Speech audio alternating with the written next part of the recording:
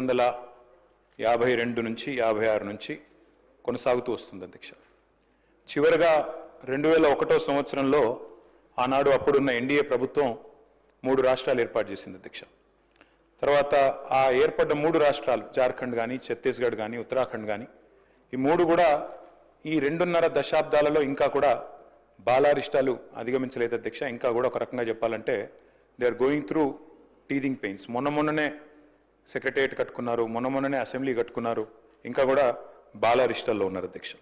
కానీ ఏర్పడిన మొట్టమొదటి దశాబ్ద కాలంలోనే మెరుపు వేగంతో దూసుకొని పోయిన మన రాష్ట్రం తెలంగాణ అని చెప్పి గర్వంగా ఒక తెలంగాణ బిడ్డగా నేను చెప్తా ఉన్నాను అధ్యక్ష.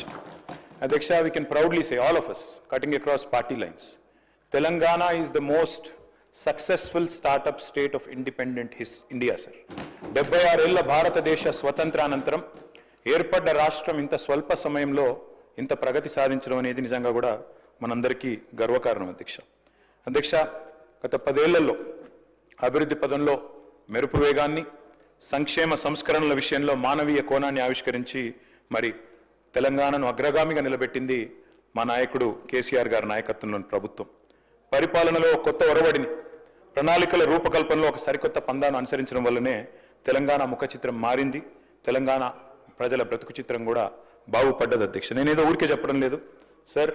2014 నుంచి 22 వరకు కంపౌండెడ్ యాన్యువల్ గ్రోత్ రేట్ తీసుకుంటే, రాష్ట్రాల యొక్క స్వయం సమృద్ధి, వాటి యొక్క ఆదాయాలు తీసుకుంటే భారతదేశం మొత్తంలోనే 17.57% అగ్రభాగాన నిలబడ్డ రాష్ట్రం తెలంగాణ అని చెప్పి ఇది ఆర్బీఐ లెక్క అధ్యక్ష.